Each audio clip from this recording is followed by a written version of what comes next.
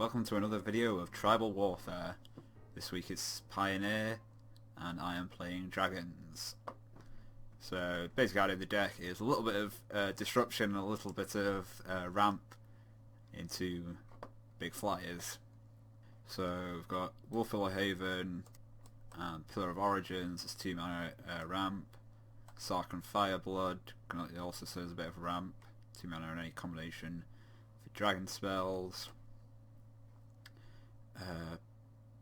And Sheathen Fire as a removal spell that can kill a turn 1 mana elf, but also isn't necessarily irrelevant in the later game. Museum Mortars, again something that's reasonably efficient in the early game and then potentially has quite a lot of power in the late game. And then Sweltering Suns for board sweeping or cycling as the situation calls for. And then for the dragons I've got Dragon Egg, 3 of Dragon Egg, just because I don't want all of my creatures to cost 4 or more, just to push the mana curve down a little bit, just primarily just for chumping with. Can also be killed by Sweltering Suns to get that Dragon Hatchling. Thunderrate Regent, solid 4 mana, 4/4 flyer with a somewhat useful ability. Verix Blade Ring, some more 4/4s. Kick it for 3 to get a second 4/4. Glorybringer, unsurprisingly, for more board control. Exerts as attacks, deals 4 damage to target non-dragon creature and opponent controls.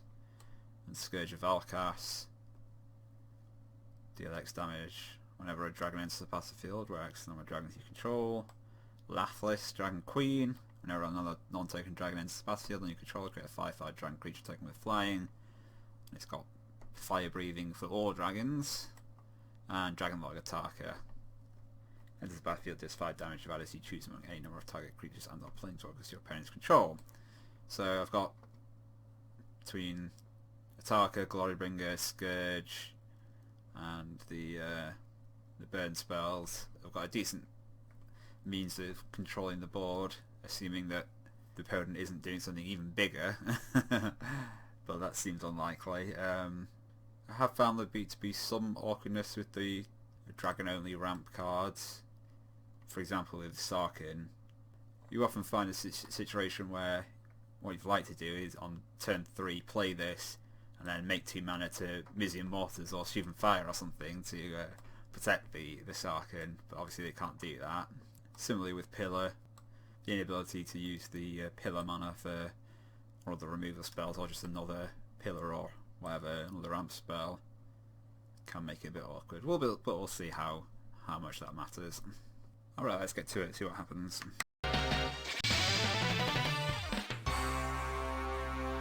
Okay, here we're off for round 1. I'm on the draw versus AJ Impy, and I've got a turn 2 ramp into some dragons, so let's keep this.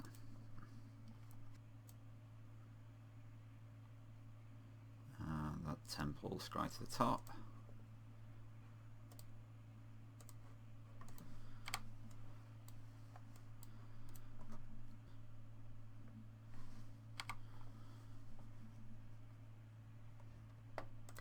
Game Trail and Pillar.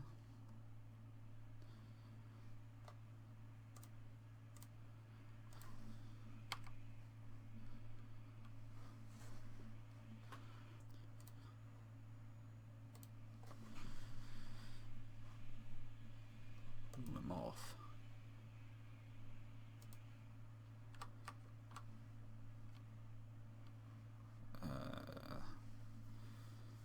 Might be the I can't remember any of the names. The one that brings stuff back from the graveyard when it's turned up.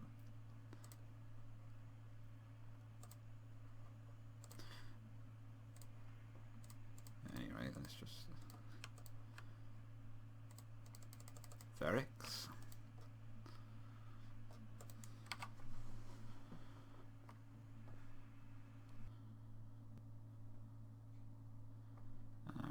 Ripper, okay. Raska Swarm's Eminence. Whenever a creature you control, the Death Touch deals damage to a player or planeswalker, puts a 1/1 counter on that creature.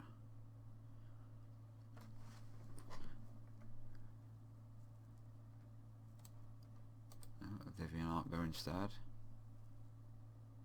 And then the... Right, okay, so this allows the Ruthless Ripper to deal Death Touch damage to kill the Verix. I guess I think I Glorybringer, attack the Vivian, burn the Ruthless Ripper.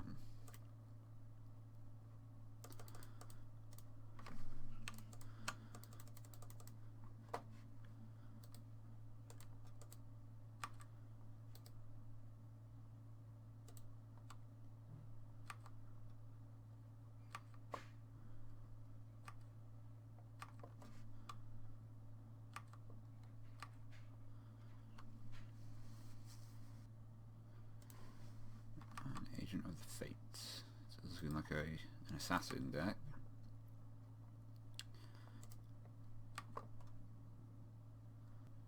So I can 2 for another pillar, and then play out the Scourge.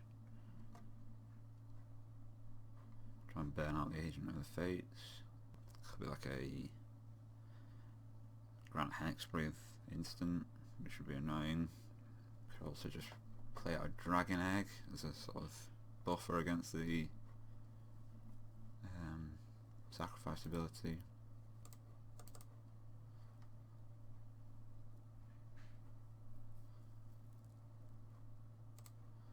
I'm trying to go for the Scourge.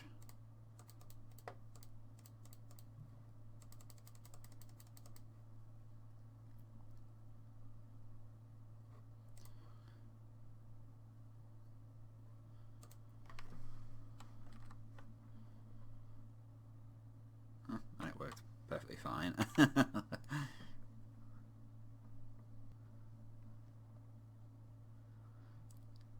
Starting to feel like there might be something of a theme here.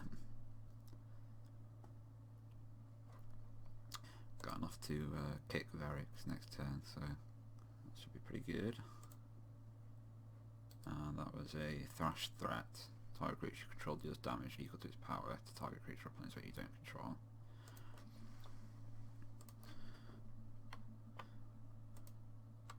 So yeah, I guess I'll just exert again.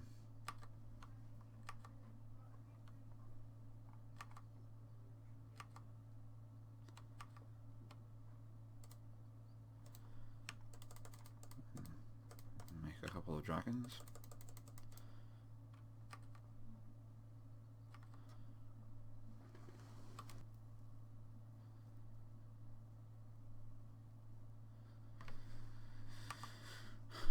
Assassin.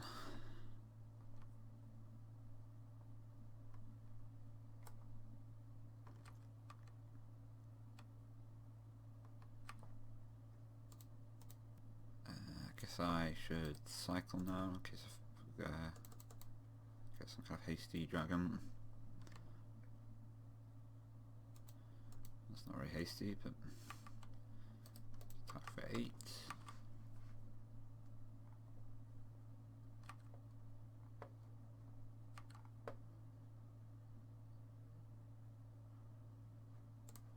I'll just play the Dragon Egg, so it trades off of the assassin, or I suppose it won't trade off, eat the assassin hit.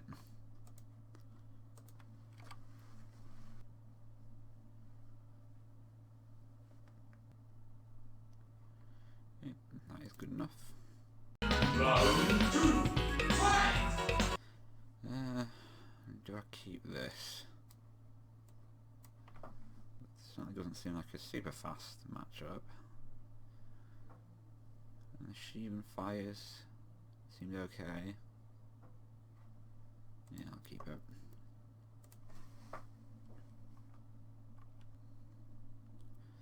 Let's grind to the top.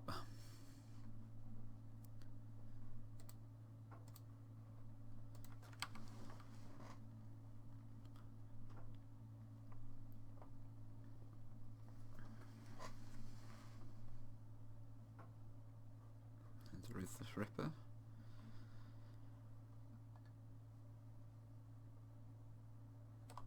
For all to see. Such by attack Stomping Ground. And we'll see whether it's worth firing the Ripper.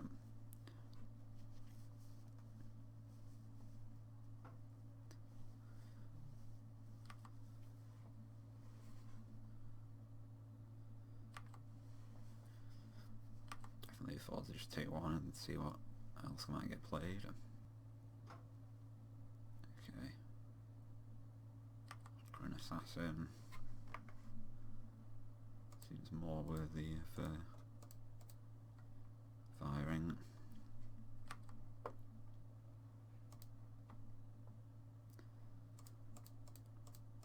Run out the egg.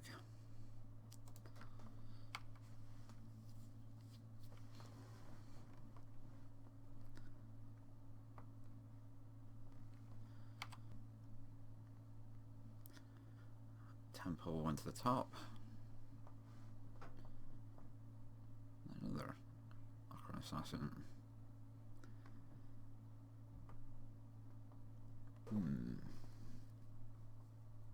Do I want to block to get my baby dragon going? Feels like there's going to be an opportunity to do that later.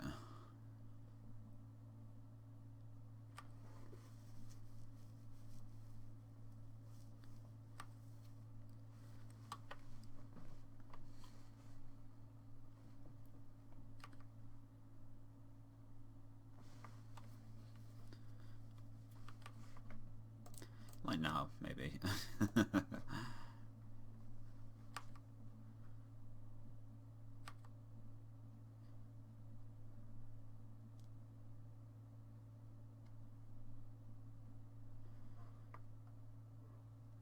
there's Vraska.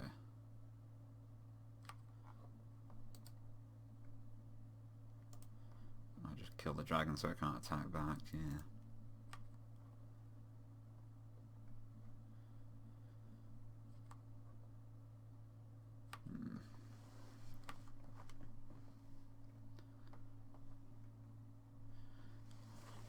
Starting to get a little bit awkward.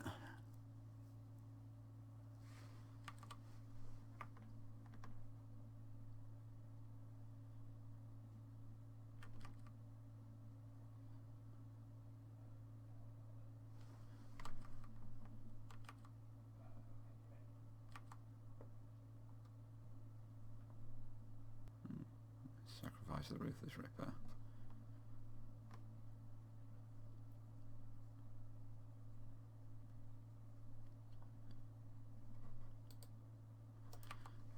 The other Vraska.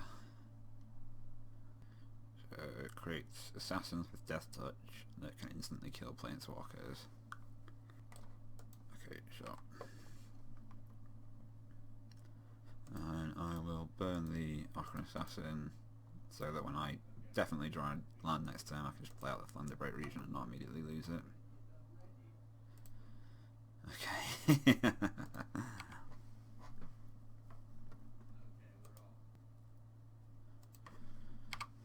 There's the arc bow.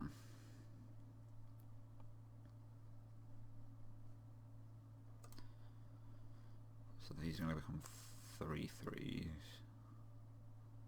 because of the Swarm's Eminence ability.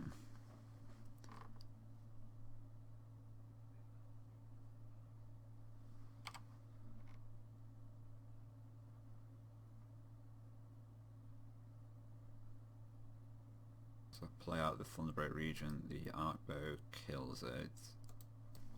I'm going to take 7 down to 4. Well, it's my only line, so let's go for it.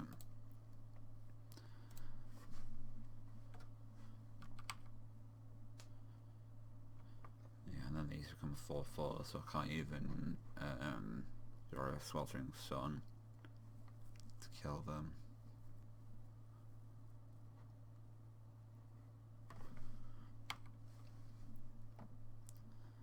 At least I get a little bit of damage before they end.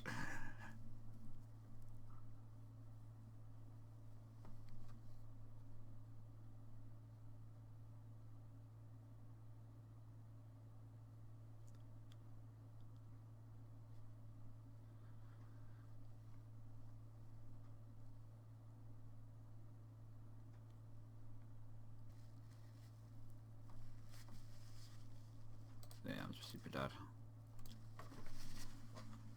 Round 3, fight! Well, this hand won't have the same problem as last game.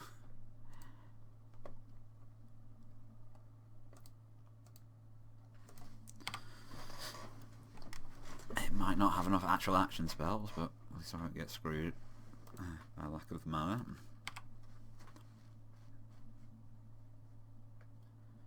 On top again with the temple.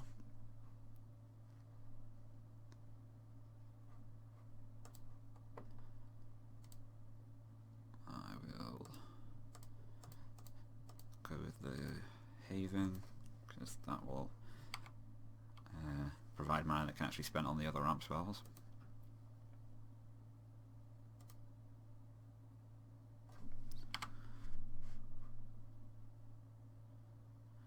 I'm going to Sarkin.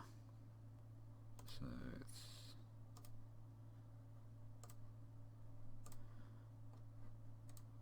Wolf Willow, another land. And then I can spend that to play Sarkin. And let's ditch one of these pillars.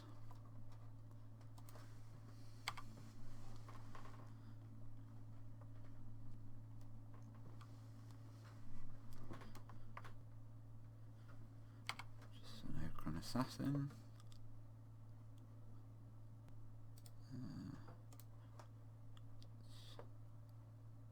Discard the other pillar.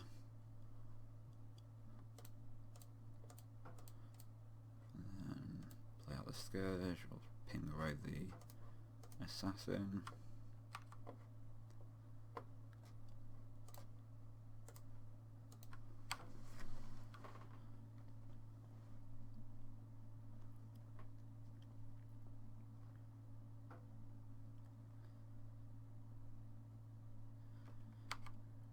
Vraska can kill the Sarkin. Yeah.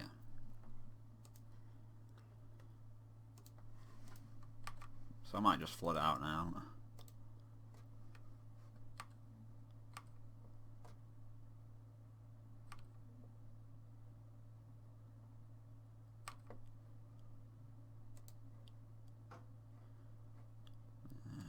don't need to reveal anything, I suppose.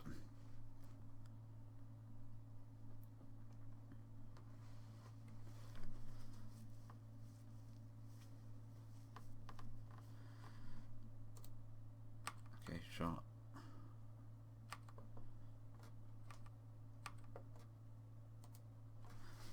That's not a bad draw.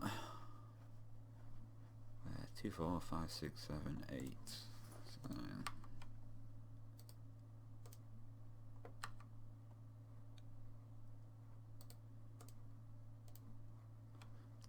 5 damage.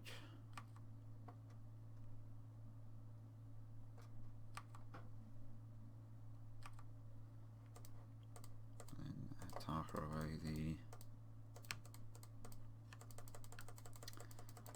the girl.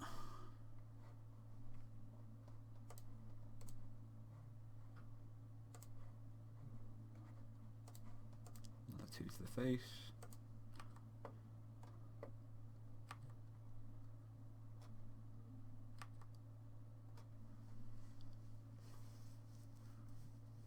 Assuming everything I have survives, that's enough damage to win next turn.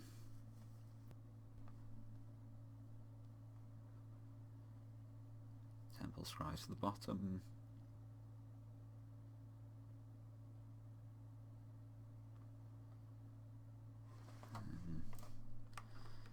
No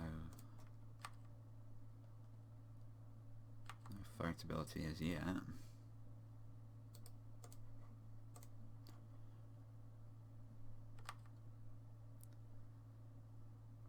Yep, and there we go.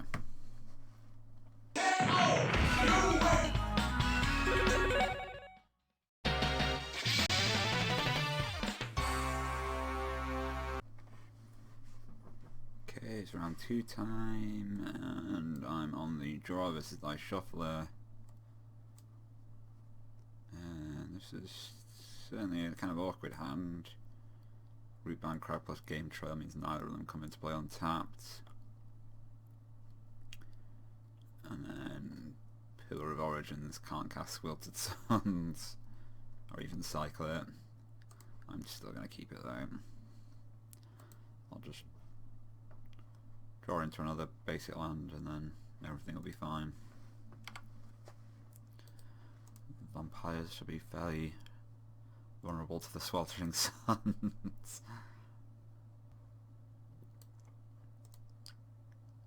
Let's play the Rootbound Crag first.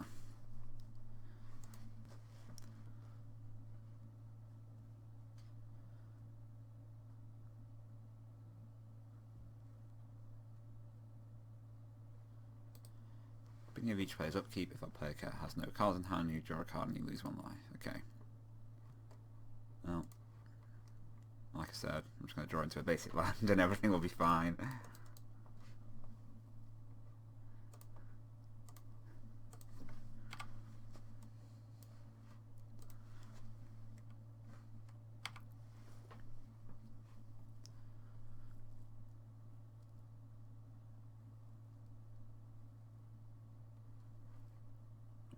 Seems like a reasonable time to make the opponent sweat. I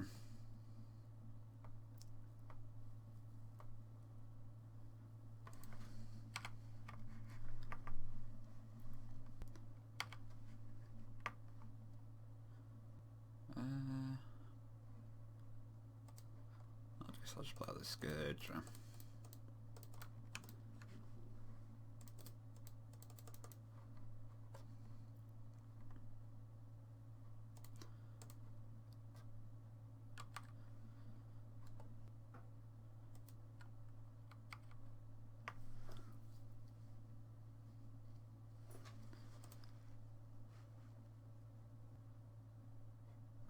It's just a 3-point drain. Okay. So it looks like there's some madness stuff going on here. Guess I will Sarkhan first. Discard.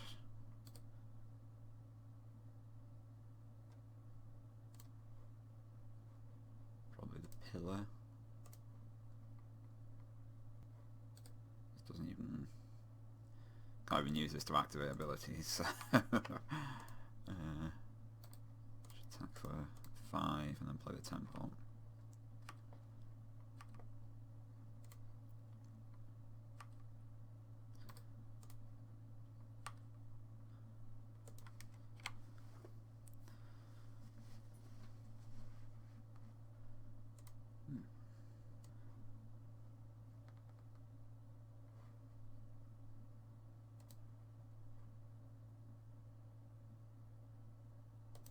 Amazing monsters, I guess. Play another Temple.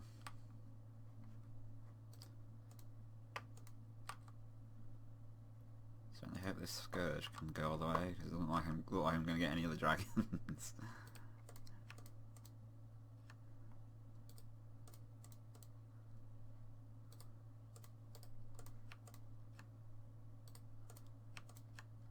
Shuffle all my mana into it. It does actually not die, so that's nice.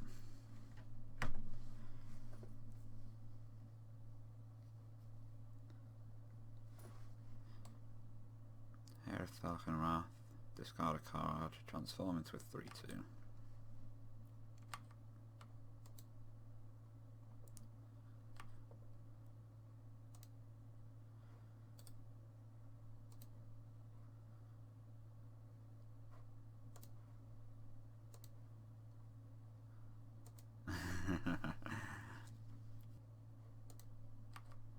Sure, I guess I'll just attack.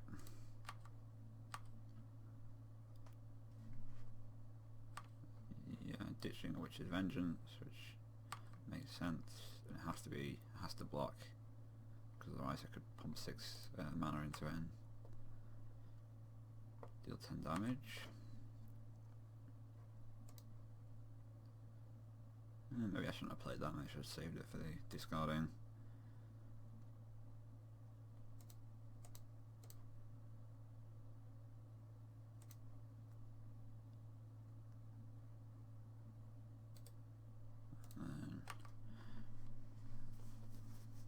turn, decide whether I want to sack the Haven for a wolf or cycle the Sweltering Suns. Okay. Round 2, fight!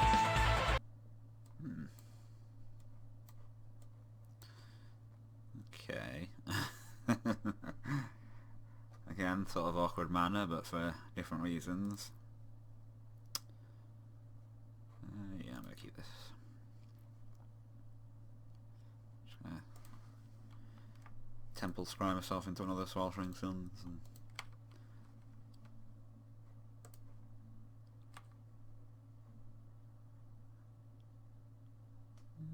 yeah, right.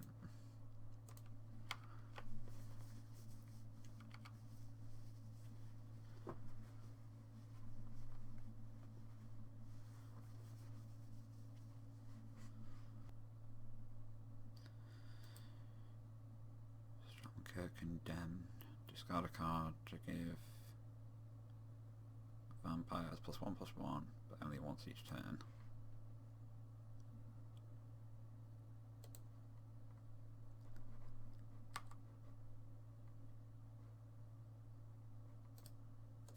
Alright, that seems fine.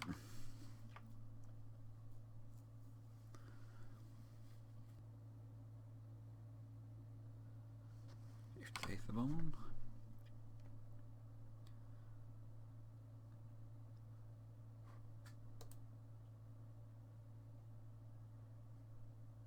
No third land. Suppose I can walk below Haven, shock myself and play Pillar of Origins.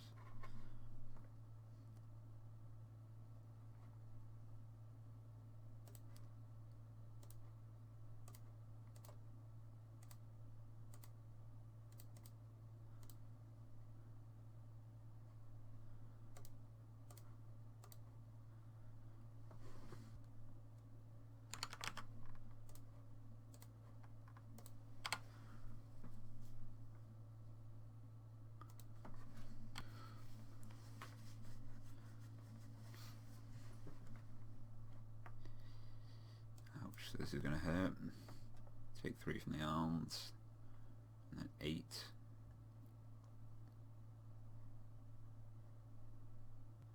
So it's 5 mana. So I suppose I need to play Dragon Egg and Mizzium Mortar something. Probably the Condemned. Just to stop another. Well, I suppose if there's another arms in hand at the moment, it should be played. Wait, how does Madness work with?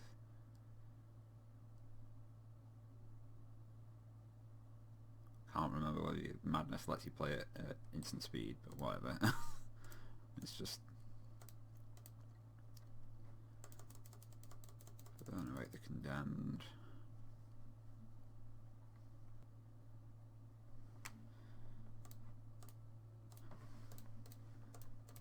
Play out an egg to jump with.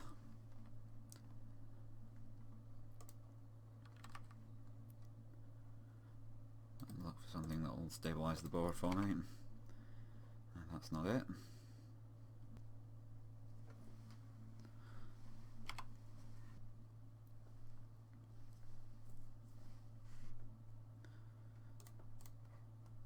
Jump the Aetherborn. Go down to 2. An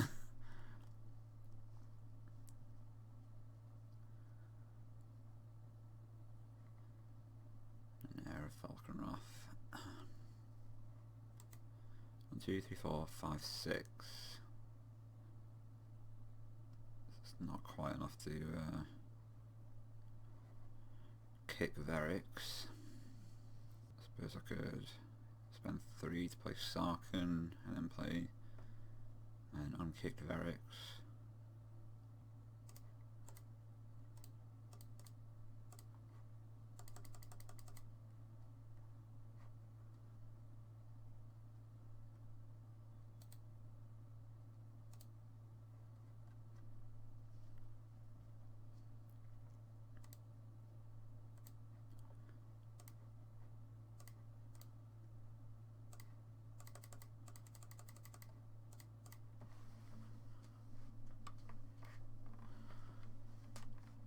Lose one red mana to pump this up to enough to trade with the Aetherborn.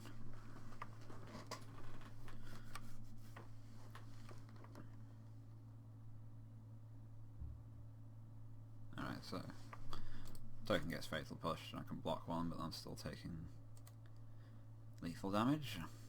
Round 3, fight! Yeah, this is a little bit less clunky and it's got Sweltering Suns, so seems alright. And shuffle the mulligan down to 5. So I feel like I'm in a pretty good position to win this game.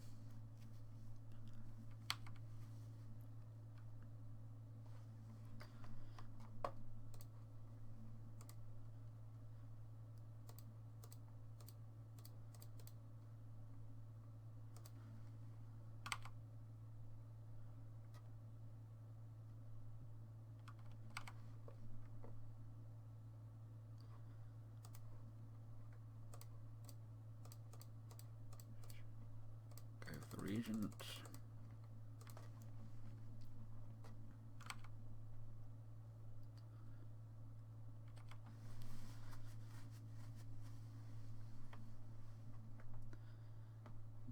Drana. Is that worth Sweltering Sunsing?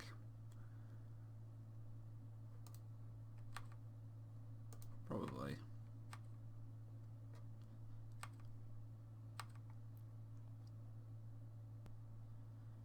It's on each attacking creature, so it does grow itself, so... yeah, I just want to keep the board and keep something like this, which can grow control off the board, and then Dragon Lord attacker can serve as the board sweeper, if one is necessary.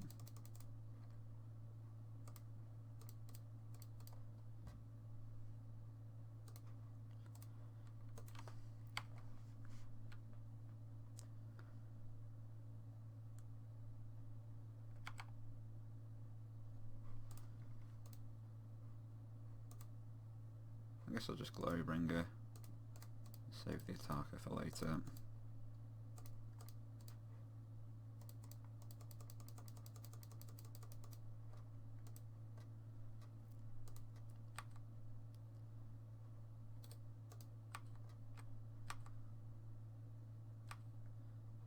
mean, this is still a two-turn clock, so... And I'll leave the mountain in hand in case Jorah Sarkhan I want it as discard fodder. Okay, Witch's Vengeance does nothing on its own. And a Bile Blight. Sure.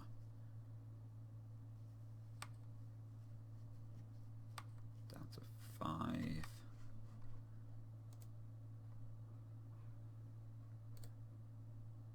Let's see if I can cycle into something relevant. No.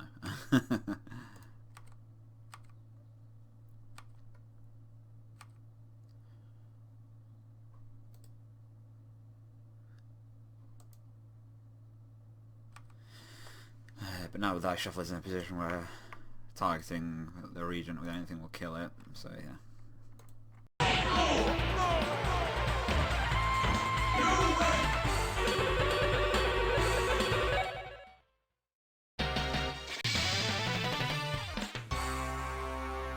Right, here we are for round 3. I'm on the play versus Nidethus. That seems like a reasonable hand. Bit of acceleration, a sweeper, and some dragons. And lands that won't all come into play tapped. So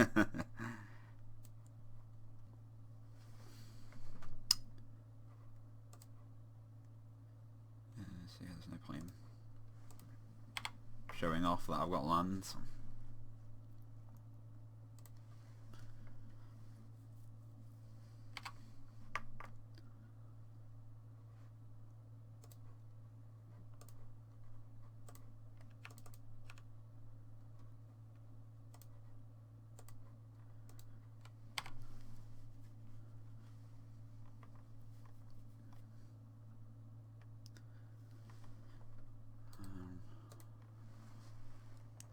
Claim territory reveals I'm playing against Merfolk.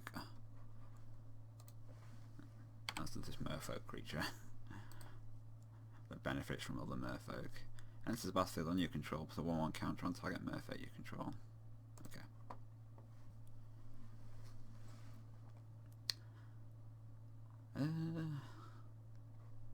Yeah, I guess I'll just play the mountain. And let's go breaking some thunder.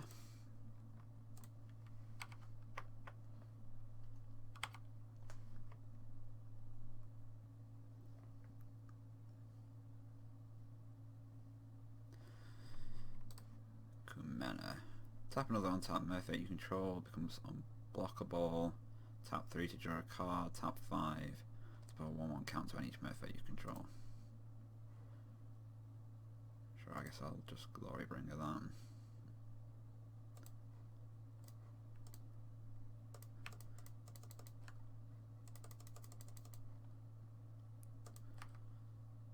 Or do I just attack for 8?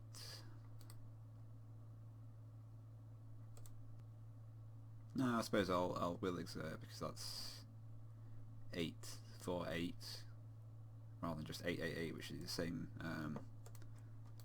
same clock.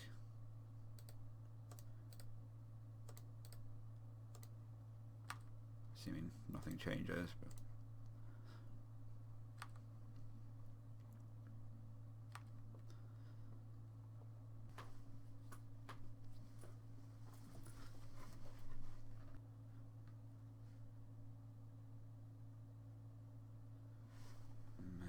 Mistbinder.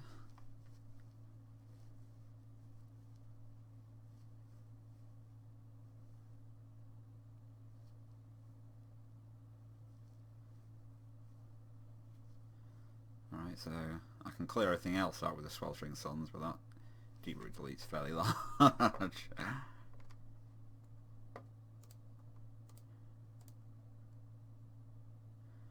2, 3.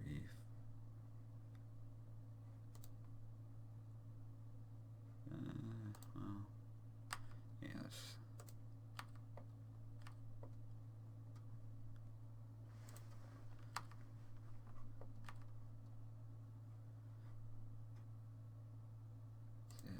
See what the temple shows me. 1, 2, 3, 4, 5, 6, 7. Okay, I'll leave that on top. And then Warfare Haven and Sweltering Suns.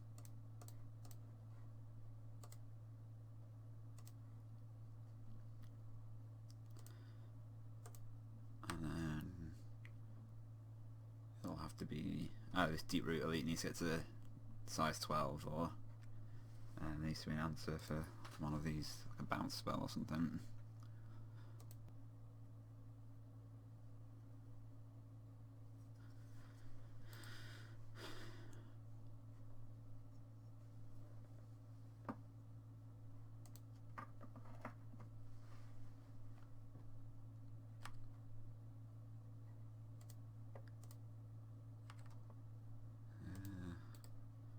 Guess I'll exert.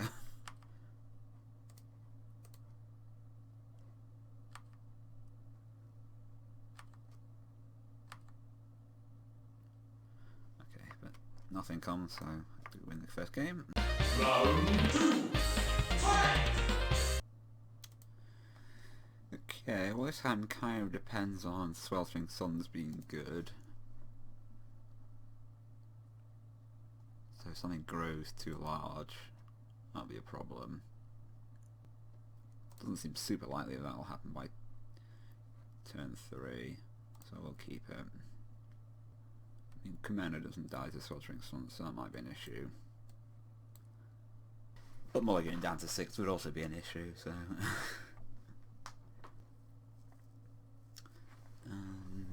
9, we'll go down to 6.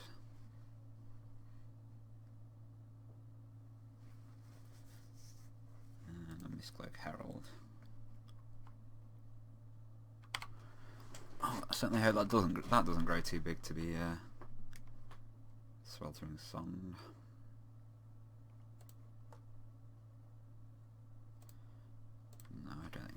Shivan Fire.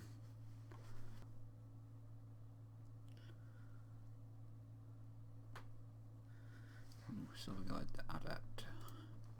Revealing Benthic Biomancer. Okay. Well, that's all playing wonderfully into my Sweltering Suns plan.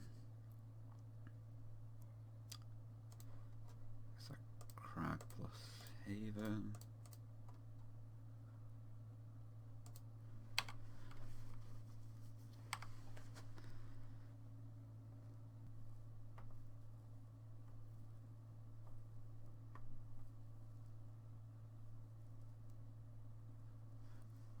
Sneak. Can't be blocked. Whenever another Murph against his battlefield you control, Sneak gets +1/+1 until end of turn. Okay. Well, this all seems very fine for me.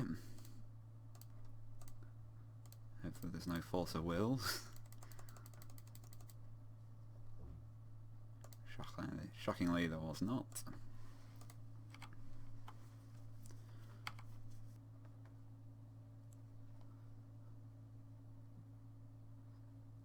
Sneak. I'll just play a pair of pillars and the temple, and then next turn I can play out the Dragon Lord Attacker.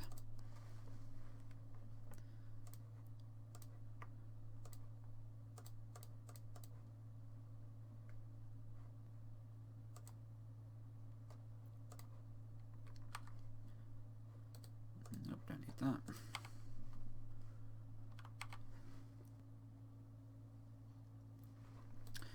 Deep Root Waters. Whenever you cast a Murphic spell, create a 1/1 blue Murphic creature token with Hexproof. Right, well this 1/1 River Sneak is going to get quite a burning, but do you certainly think it's worth running out the Atarka now?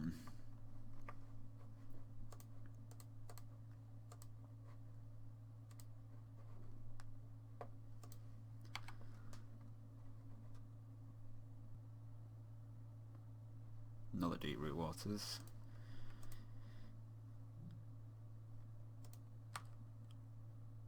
Right, attack for 8.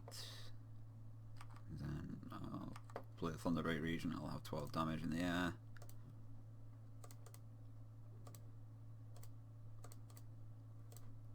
Which will very likely be a game winning amount. Let's just play Dragon Egg to send the message.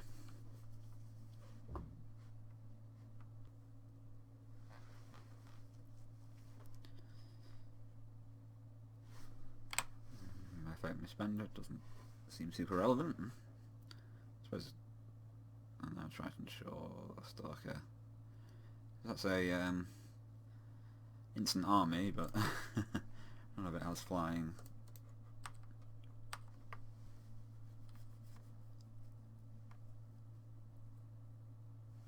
So I win. Hooray!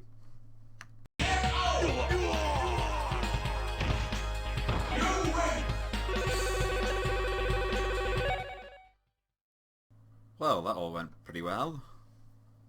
It did have the advantage of playing against 3 decks who were sufficiently vulnerable to the red removal stuff, and the Sweltering Suns obviously did pretty well. I mean, if I faced up against a dinosaur deck or something, that would be a bit worse for the damage-based removal. That being said, I think the Tribal Pioneer metagame is pretty heavy on stuff that is vulnerable to Sweltering Suns and the damage-based removal. We've got a bunch of elves and spirits and vampires and zombies and just lots of stuff that tries to go fairly wide with small creatures. So it's a reasonably good position for this kind of dragon deck. The only real issue I had with the deck was some of the awkwardness with the how the lands lined up with each other, getting Rootbound Kraken, Game Trail and Temples, too many of those together, and having a screwy curve of land drops. So maybe maybe that's not correct. Although, on the other hand, I do want to have a reasonable number of green sources so I can play a turn 2 Wolf Pillow Haven when I need it. Something that just needs some more testing, I suppose. But yeah, overall, very happy with this deck. Thank you very much for watching. We await your return, warrior.